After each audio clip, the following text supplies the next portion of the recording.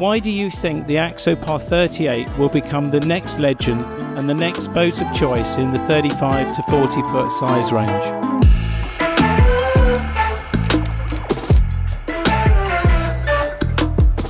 We are dedicated and devoted to push innovation and new solutions forward. We have created this category, so we just try to keep it better and better, and that's the position where we are.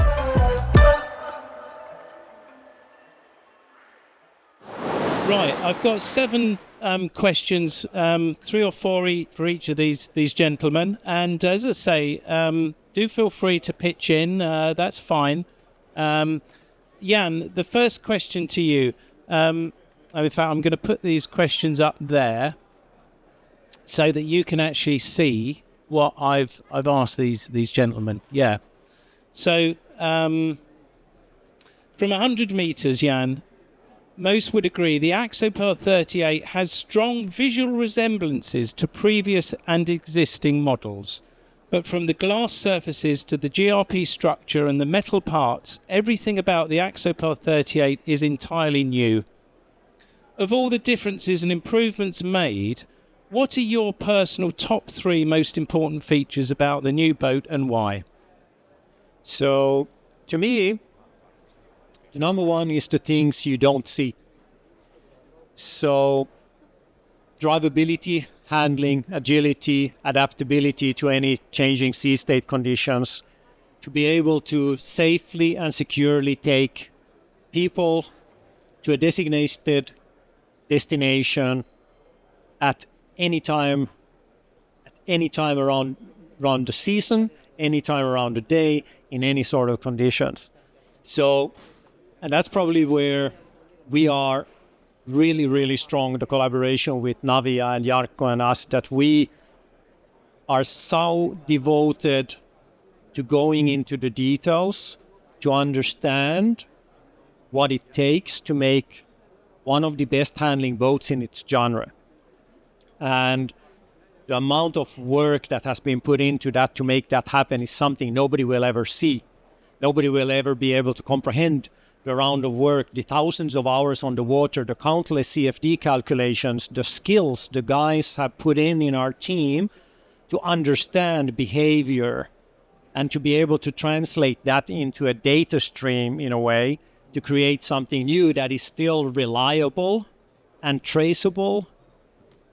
And to give you a bit of a deeper understanding, we even do backtracks. So in a way, when the product is ready, we go back to the records and we do the new sets of sea trials and testing. And from there, we more or less reset the algorithms and fine-tune them so that they are corresponding to the actual data.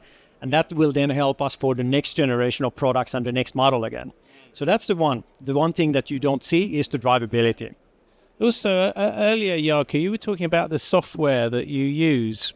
What sort of software do you use? I mean, a number of different packages, I'm sure. But just briefly, the software. The main program what we use for CFD is Star CCM Plus.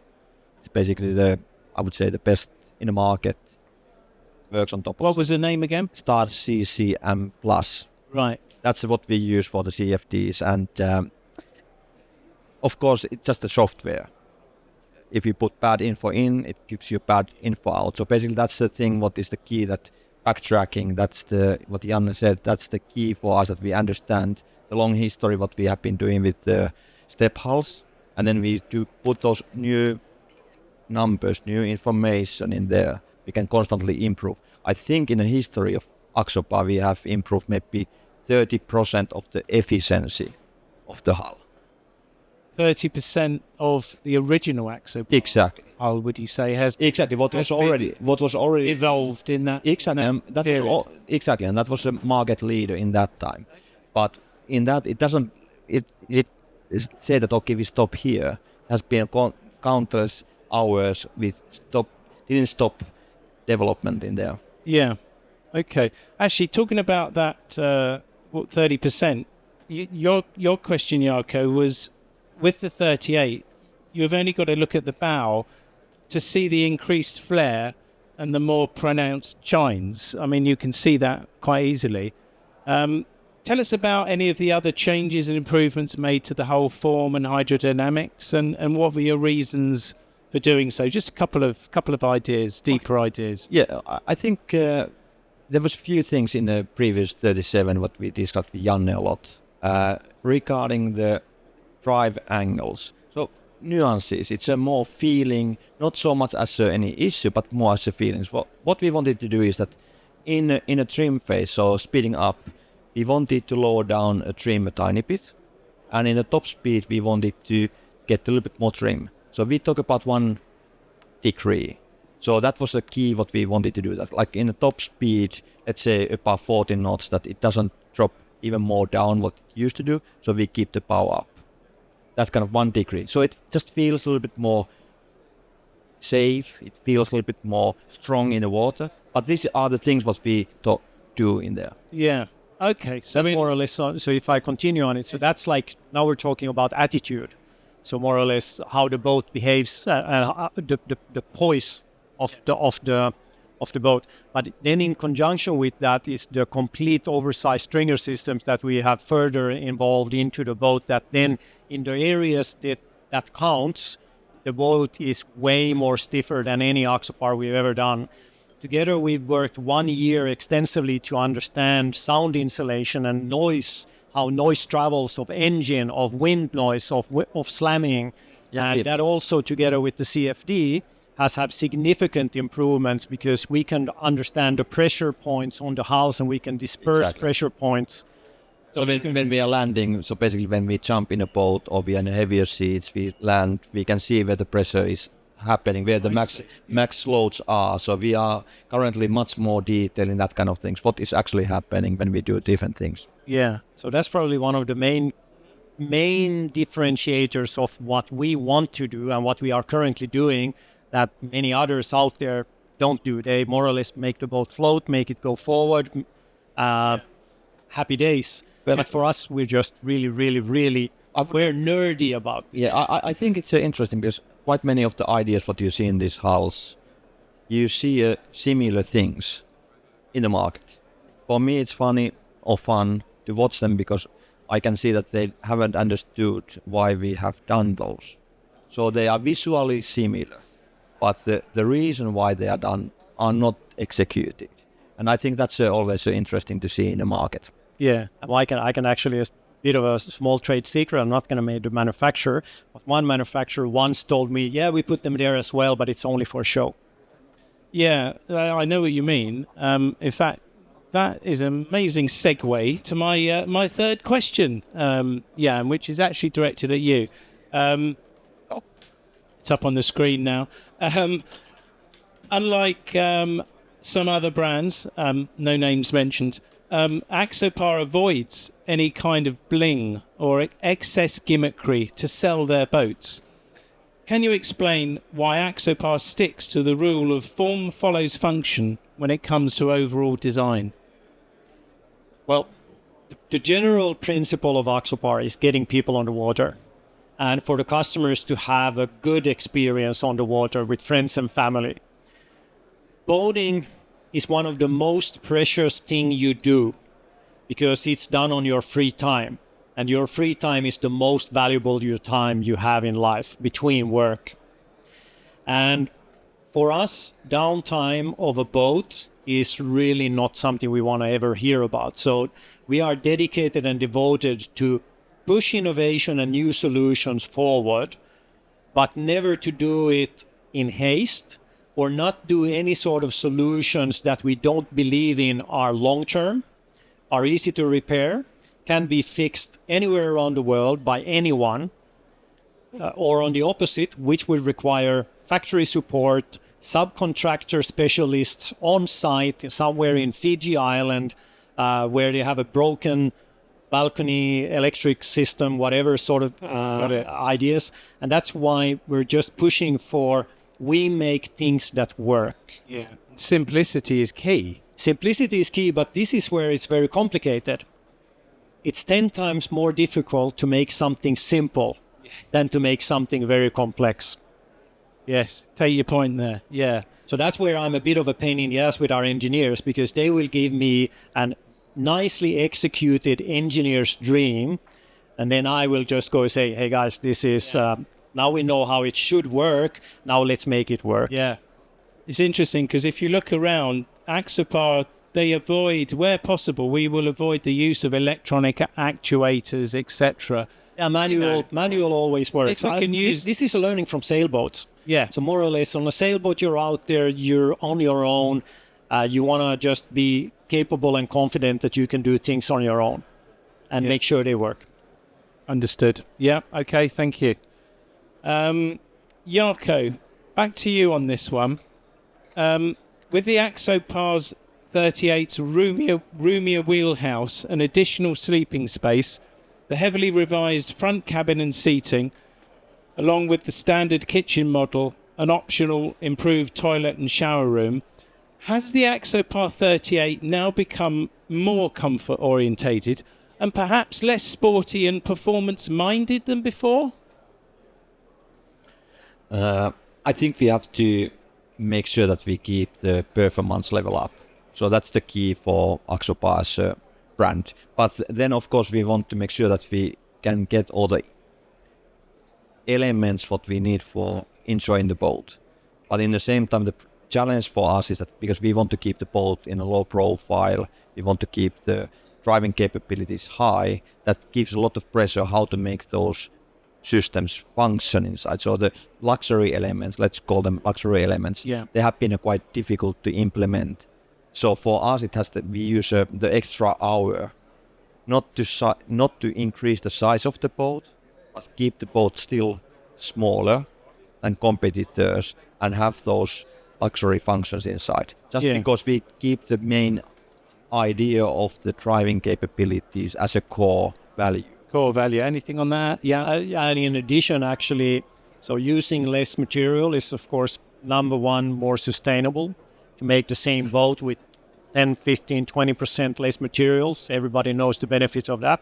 But in addition, we're saving the weight and also we're saving the cost. So that for Axopar, it's also to really be a high value proposition for our customers and being one of the best priced boats out there.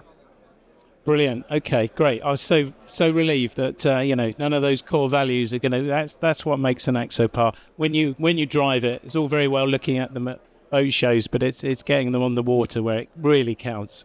Okay. And over to you with this one.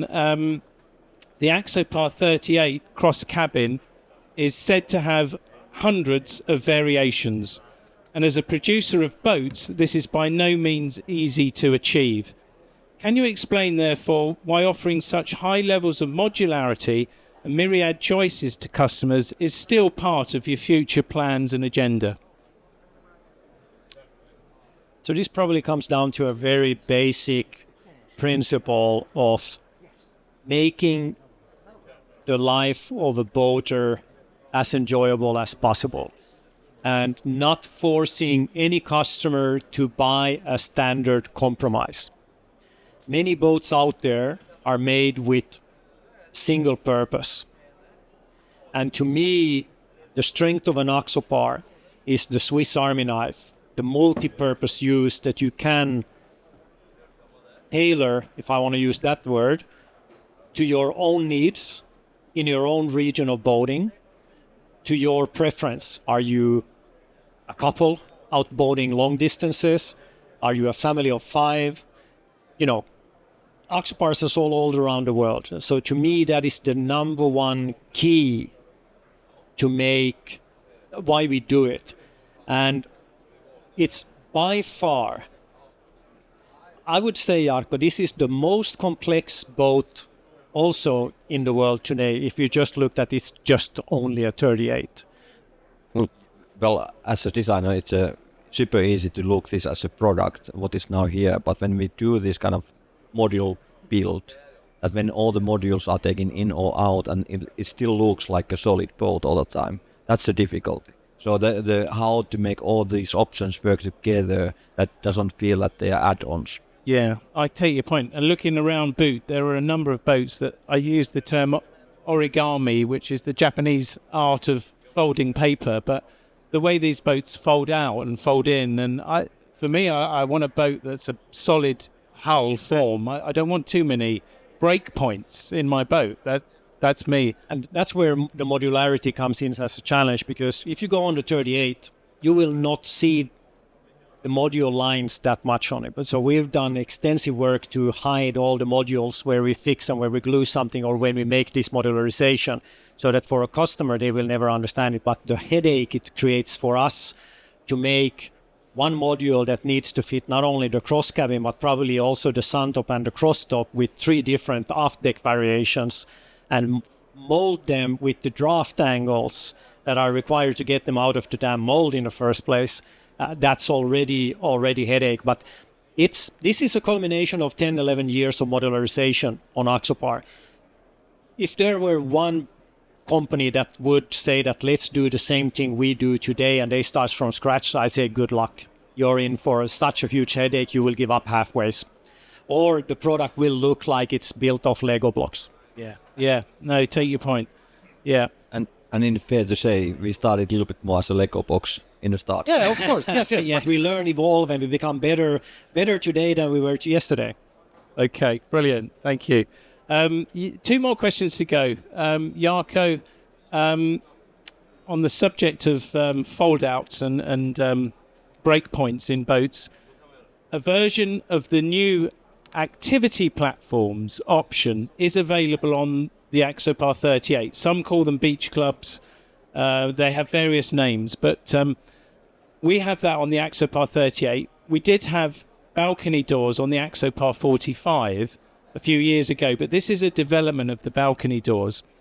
Various ideas have been used by other brands, but what makes the Axopar's interpretation of these activity platforms firstly different and secondly better in practice than basically what the competitors are doing? That's thank you very much of giving an easy question. Yes, sorry about that. Yeah. So how long have you got? Yeah, exactly. So well, we have been, as you said, 45 did the balconies in a way that it connects that in the seating area. So there was a function automatically. The platform was the function, and in a new 38, we are doing balcony in the back. Is it a balcony? The point is that we wanted to, because there's a mega trends and we have to follow that kind of things. We try to listen to the end users, but in the same time we don't want to bring the headache or the maintenance issues. So in the 38, the idea is that we do, and when you open up that balcony, you get automatically the seating with it. So it's not just an extra space that you can walk, but there's some kind of function around it. And I think this is a little bit our philosophy that, okay, can we do something that would give something else than only a picture, but it would be easy to use, and the reality, how often you open them, the balconies, that it works also without the balconies open. So it's just we are 100% following what happens in the market, but we are trying to be, let's say, concerned of the things what that might need in a long term for the end users, and by that for the brand. So we just try to be a little bit careful. That's why they are manual. Yeah, it's really difficult to make them manual because you have to compensate the extra weight and everything. But we insisted to do it manual, even all the headaches what it gets. And from the waterline, they're raised up quite a bit, aren't they? Exactly. So are they platforms or are they seats? What are they? And the seats, but I think that you can sit on top and just keep your feet in the water. But there's another thing is the slamming forces. So when you roll, there comes a boat. It hits the platform from the below. The loads are quite massive. You have like a 5-ton boats moving against the wave that it. So we are just concerned. So we are a little bit like trying to think that what makes most sense. So we try to give the options, but still keep some kind of solid thinking behind it. Yeah. Anything on that, Jan? Or no, I would just say that To us, it's an extension of a seating area, as you said, Jarkko. So it's not an extension of the floor, because to me, to have the extension of a floor on the extremity of a boat where you have the biggest roll, that's to me not really a natural location to be standing on even in the first place. Doesn't feel right. No, especially so with in young that sense, children. It needs to be an extension of your seating area. Like on the 45, it's a very good extension of the seating area, but it's also a sunbathing platform for one person. And to us, to have them a bit above the water. So it's also a great area to store all your on-water gear. And it's out of the water. And even if the boat is rolling, the water will not hit the balcony so that the balcony is going to be upset. You can go sleep on board the boat with the balconies down, and you're not going to get the bam, Slamming. every single time. This is also it's very important. You can select not to take the activity platforms. Yeah, true. We have fixed signs for those that don't want them. And then again, what Jarkko was saying, the functionality. We see some boats where the platforms are made as a necessity for comfort on board, that they need to be extended. Otherwise, you will be a bit cramped and you will not get the space needed. And that's where the functionality in our own interpretation, that's where it goes wrong. And I've seen many pictures where some boats have the balconies out like this. So like 1/3, because they cannot lower them fully down. I can say that from the super yacht side, I'm a little bit involved on that. So in our super yachts, what are, let's say, 70, 60 to 100 meters, quite often the balconies are stored in 45 degrees because of landings. And those are 1 meter from the... That's why we are a little bit like concerned that, okay, how the practicality of all the things are. So we just try to make sure that... Caution. Yeah, we go step by step. And this is, of course, customer feedback. This is us being curious and trying to understand and go into the depth of it, what we believe in. Okay, great. Look, the last question that I've got, anyway, hopefully the floor will have a few questions. Jan, with the high number of Axopar lookalikes and the Me Too pretenders out there, why do you think the Axopar 38 will become the next legend and the next boat of choice in the 35 to 40 foot size range? It's a very, very difficult question, but in a way, we really do not look at all what competitors are doing. We are focusing on becoming better today than we were yesterday. We are dedicated and devoted to make better boats, period. And I would say with this I'm really trying to push inside of this company entrepreneurial spirit and understanding, even as the company grows, turnover grows, volume grows, employees grows, that we need to stay vigilant. We cannot become complacent. Success never comes free. And you need to, as an NFL player, you just need to keep training. So winning one league or winning one game doesn't win the match, and winning one doesn't make automatically you're going to win the next one. So it's this sort of staying vigilant, understanding. It's a desire to improve the lives of people on board our boats. So I would say that's the motivation and drive. And secondly, also to really understand, we only do adventure boats. That's what we do. That's our core. That's our knowledge base. That's the one thing only that keeps us motivated forward. There are other brands out here that make sailboats, catamarans, day cruisers, cuddy cruisers, flybridge boats, and adventure boats.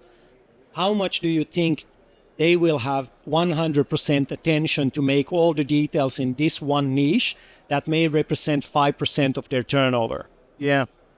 Just to give you a bit of a bird's eye view. Yeah. So we are just... You're specialists. Dedicated in an area. Devoted. Yes. Yeah, absolutely. You're specialists in that area. Exactly. Yes. And that's probably also why people are looking at what we do, which is also, of course, good. That as long as both... I've always said before, I have nothing against competition. As long as we improve people's experiences on the water and we create more boaters. Yeah. The moment everybody starts scrambling about the same customers and start to up one another, that's in the whole industry, that's where the industry goes to die in a way. Yeah. And we see segments in the boating industry today where this has already happened. Let's just talk about flybridge boats in the size range of 45 to 60 foot boats. I don't know many that is making any profit there because they are, to be honest, there are just too many brands out there. Yeah. There's not the clientele there.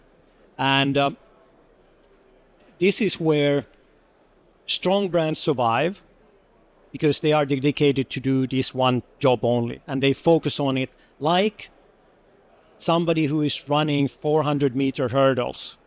If he's world champion in 400-meter hurdles, he will never start training for a marathon or pool, even though he's an athlete. Yeah, he's got respect that one area needs that's what you all do. of his attention. Can I summarize that? Please do, Jarkko.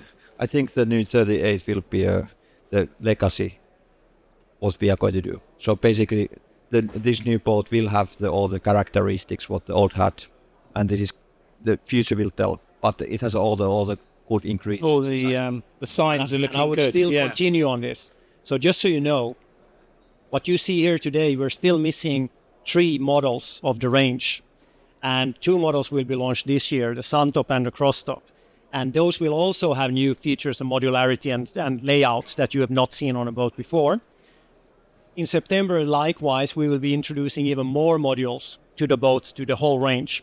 So what you see today, if you like what you see today, we're really excited to be showing you something more than in Cannes Boat Show. Brilliant. Okay, great. Well, part of my job is to keep everyone informed, so we'll definitely be doing that.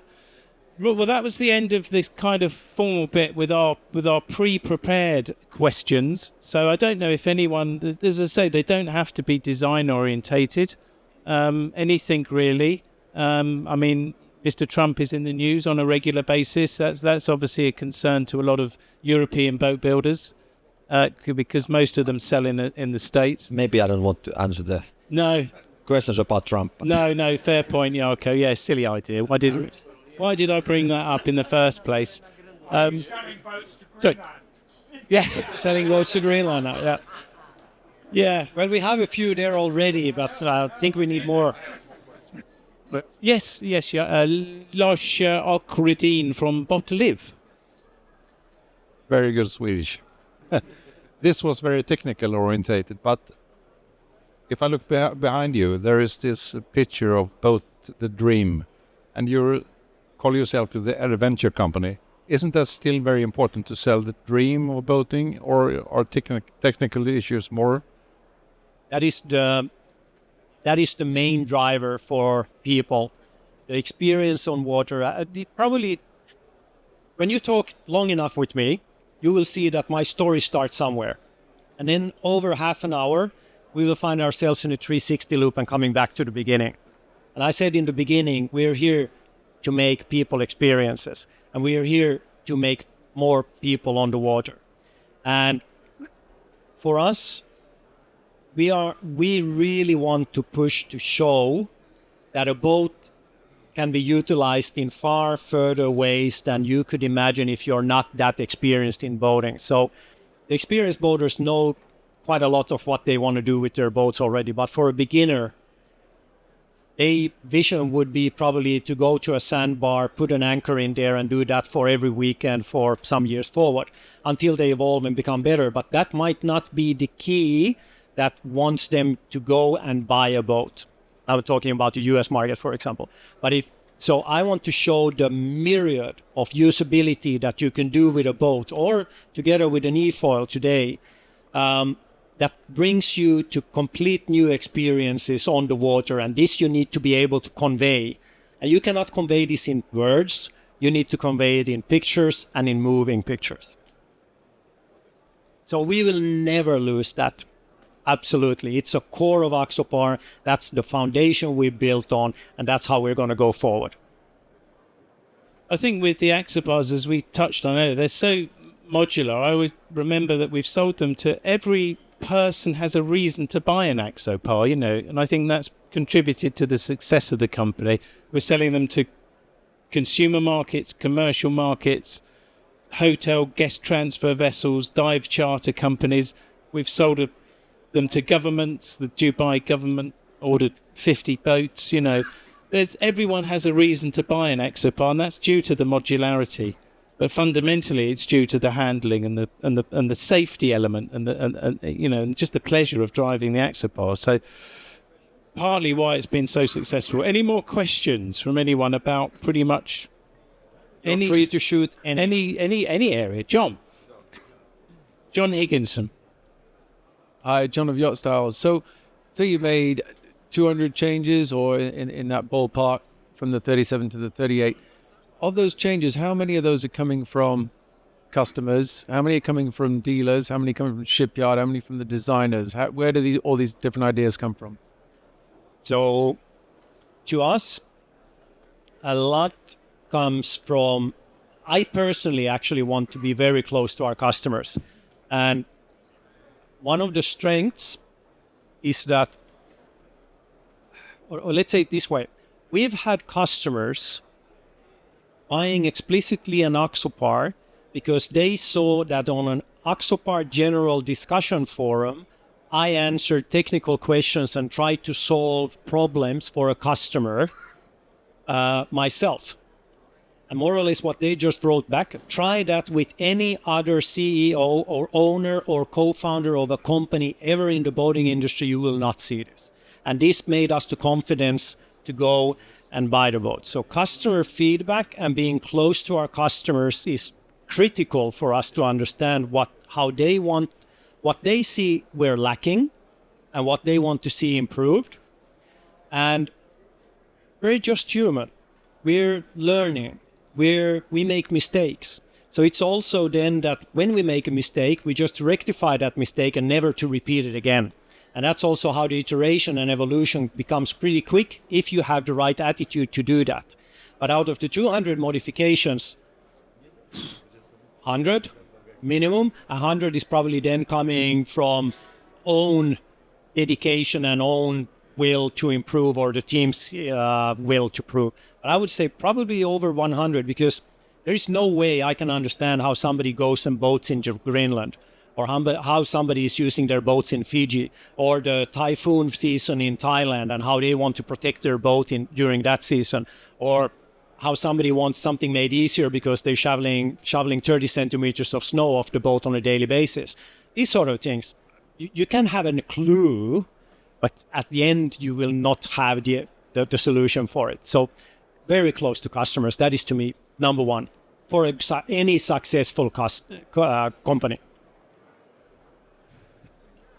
It's difficult to continue from there, but I think it's when we do a new boat, it's a new boat. Even it looks quite similar, but there's a reason for the change. So all the things are done by some reason, and most of them are coming from the feedback. And then you execute the design that is up to date and that kind of things. But quite often we talk about design as a cosmetic exercise, but it's mostly trying to solve functional issues, but put it in a nice envelope. And probably also a bit hitting back to the question, to your first question, why doesn't 38 look similar to the 37? To untrained eye, that will probably be the thing. But for anybody who's seen the 37 or seen the Axopars and they see the 38, they will go, oh, that is different. If you have something that is iconic and is working, you iterate. And every iteration, you're the best at that time. And then you're best at that time. And you're best at that time. So for us to become an iconic boat brand, or to become one of the renowned boat brands out there, is that we also want our own identity. And this also means that the identity we've put into the product is something that you will see in the future. Innovation will always come. To be honest, this is actually even harder, because when you do a new boat that has never been done before, there is no peers, there's no comparison, there's nobody that can come and say to you, this boat is not good because it's not good as this and this and this. But when you do the third iteration of a product, it's probably 4 times more difficult to make that better than to make something completely new somewhere else. Yeah. Yeah. I hope you get my point in this. Yes. Yeah, I do. Yeah. When we went to Helsinki just before Christmas to see the pre-production examples of the Axopar 38, our Italian dealer, Andrea Lotti, I thought summarized it very well, because he just said the Axopar 38 was so similar yet so different. And I think he sort of summed it up very well, actually, just in that statement. It is very similar in a number of ways, and from 100 meters it's similar, but it's so different. And I think that's the essence of Axopar. You know, yes, why change something that ain't broken in the first place? And that's really what I think the brand is about. Yeah, and I think it's something that you don't want to jump out from that. Yeah. We have created this category. We have done that like a lot of hours work. Yeah, well, yeah. So we are not going to escape from that position. So we just try to keep it better and better, and that's the position where we are. In a way, what has created the iconic boat brands of the world? Boston Whaler, Sea Ray, Chris Craft. They stay dedicated to their design principles, their heritage. They're iconic. I would go the same way. Yeah. I think, Hugo, you referred to the Axopar 28 in motorboat and yachting as iconic. I remember reading that. Yeah. You remember, right? Don't believe everything you read. No, that's right. Yeah, yeah. But these are fun, these events. So I think we'll keep going with this. Yeah, go on. Kevin Falvey, Boating USA. Axopar's qualities, great ride, and your light to beam ratio, your step tall, the stability, the trim is largely built in, and your values of maintaining weight and keeping a good eye on complexity are all wonderful attributes. And now in the market, at least in the U.S., we're seeing people demanding gyro stabilizers and dynamic trim systems, and a large, like the Fathom system, a battery system to replace a generator, and to have electrical power for overnight and so forth. And all these things are wonderful, but they all add complexity and cost and weight. So I'm curious how, as those things emerge and become more prevalent in the market, how they would integrate with a brand like Axopar. So I can probably answer, and then Jarkko can continue on that. The first design principle of an Axopar is actually the one that makes you not needing a Seakeeper or a gyro or a system like Seakeeper ride in the first place.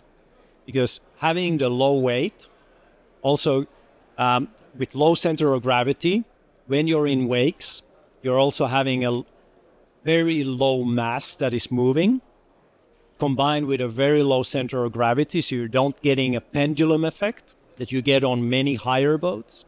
So when you decrease the height of the boat, it's only bobbing to the frequency of the wave anymore. It doesn't create its own moving momentum anymore. So that's why, in general, if we have customers that want to have a gyro on an Axopar, we usually recommend them minimum one size smaller than the manufacturer recommends because of this feature. When we talk about these sort of trim tab stabilizing systems, the twin-stepped hulls are already stabilizers in themselves. Again, with the low weight, with the low inertia or low momentum, and with the low center of gravity, also here the boat doesn't wear off, and low windage in high side wind conditions also doesn't make the boat to wear to its side. So you even don't use trim tabs that much on an Axopar in general. So why would you need to have an automatic trim tab in that case? Then when it comes to power management, we've done it. Probably we've done a 360 loop on the power management, and on the 45 we made from one manufacturer to another to come down to that these systems are super complex, and we learned so much from this. On the 38, this boat now has a power management system installed inside that is, I would call, ultra smart, because it's in the same space, the same battery area that we have for the standard battery management and power management area, and doesn't add too much of the complexity. So we more or less rethought the the functionality of a power bank. So on the 38, I can be proud to say that I think we've solved the power bank solution to keep the weight to a minimum. So now more or less the added weight is only the power lithium batteries that are adding weight, nothing more. But there is not that much of a complexity. And this is also between you and me. These manufacturers tend to want to sell every conceivable contraption so that they can make more sales per boat.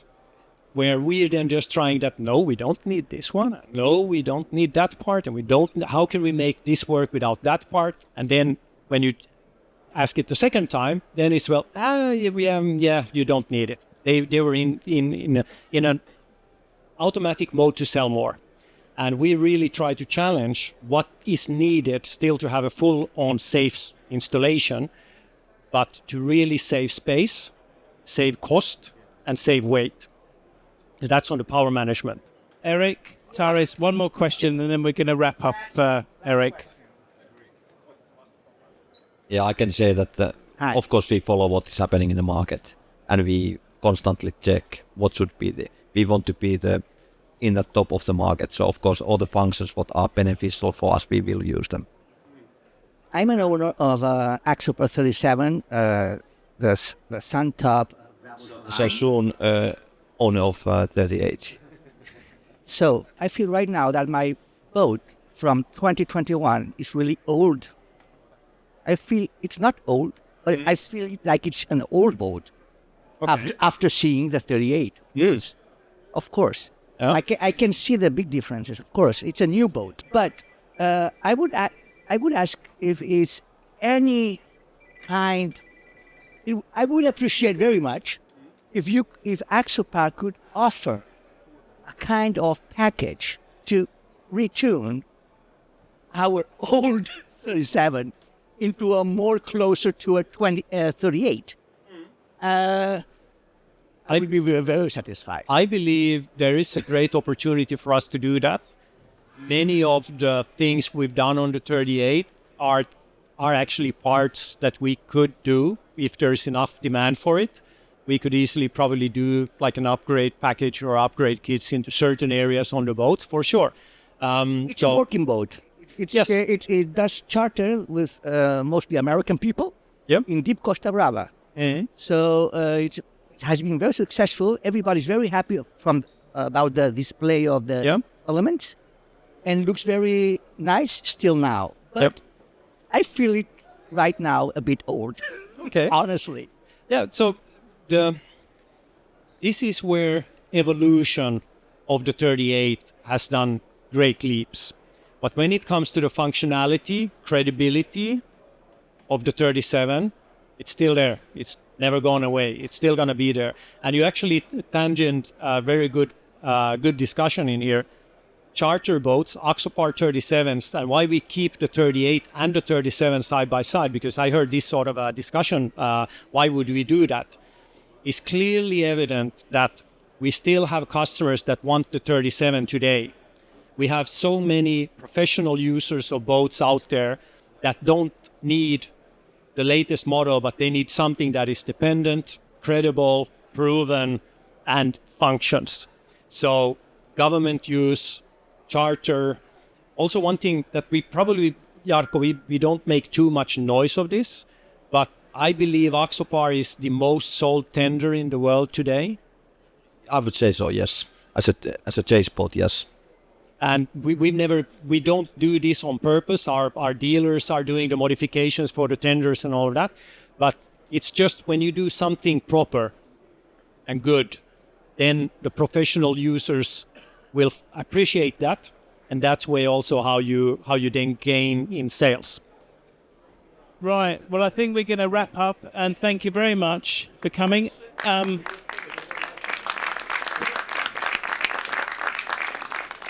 Thanks, everyone.